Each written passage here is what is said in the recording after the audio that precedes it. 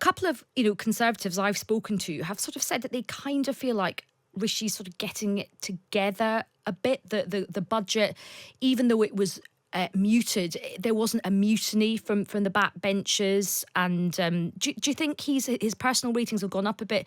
Do you think his team feel like he's sort of doing a bit better? Yes, undoubtedly. I think he's polling above his party. I think the Conservatives are still, I'd say on average, maybe 15 points behind Labour in the polls, but there's certainly a sense of momentum, I think, now. There's a lot of activity in Downing Street. I think the first sort of 100 days or so kind of passed off without much incident, and people were thinking, what is he doing? He doesn't seem to be actually getting to grips with anything. And now so lo and behold, in the last couple of weeks, it's been a complete hive of activity with the Brexit deal, with the immigration bill, and with the budget as well. And there have been no major gaffes.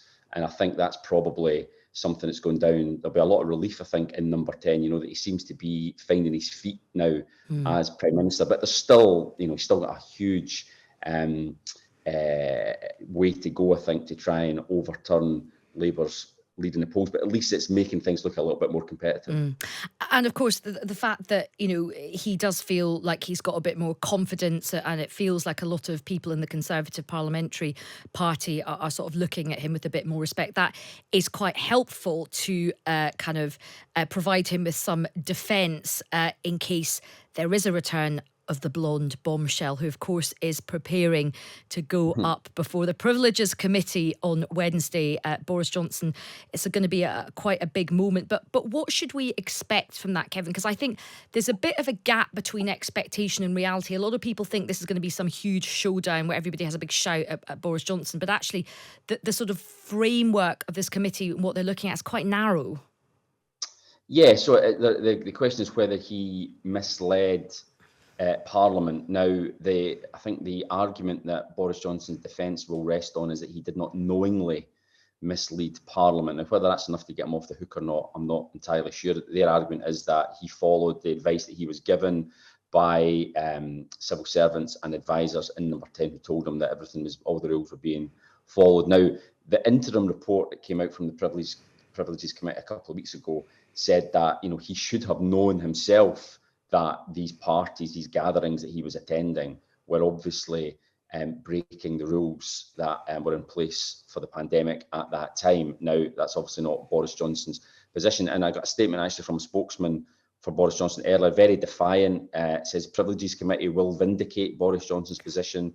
The evidence will show that Boris Johnson did not knowingly, that's the key word, I think, mislead Parliament. So yeah, they're very, very defiant. So I think he's certainly not going to take it lying down. I think tomorrow we're going to see a dossier, quite a lengthy dossier from the Boris Johnson camp, basically setting out why he doesn't think he is guilty of knowingly misleading Parliament. They will provide their own evidence to suggest that he, as I say, was following advice of his advisors and was not trying to mislead Parliament. It's interesting that there's sort of so much pre-briefing going on, from sort of Team Boris Johnson ahead of this committee. We're going to be speaking to somebody from the Institute of Government next to sort of just run us through the technicalities.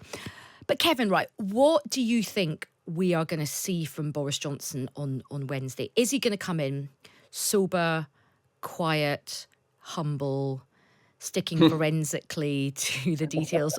Or is he going to take advantage of the fact that the eyes of the world are going to be upon him and that committee room? And are we going to get a lot of showboating, humour, and quite a lot of Latin? Well, I was going to say there probably will be a fair bit of Latin. There'll be a lot of showboating. There'll be a lot of flowery language, a lot of ruffling of his hair. It will be classic Boris Johnson performance. Really, you're right. It's not going to be a forensic piece by piece going through all the charges against him. I mean, it is a long time, but we're looking at 4 or 5 hours, which is very lengthy. And I think even for Boris Johnson, it'll be quite difficult for him to keep up that act, not lose his temper, not commit any gaffes, trip himself up. He's not the type of guy, he's not a details man.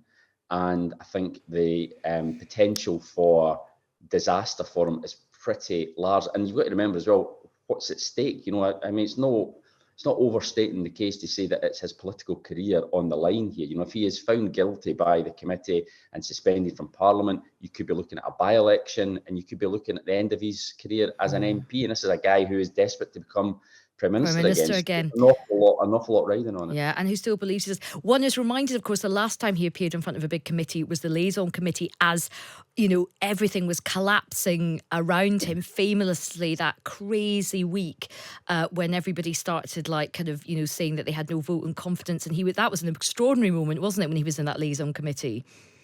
It was. I remember that it was literally at that time, there was like a split screen on the TV. He's giving evidence to the liaison committee while people were walking up Downing Street to tell him that he had to resign. Yeah. And I think it was Darren Jones, I think the Labour MP who might have been the chair of the committee actually, who said, "Do you know, Prime Minister, that there are ministers right now in 10 Downing Street waiting to tell you that you have to resign?" It was pretty extraordinary. I mean, that was proper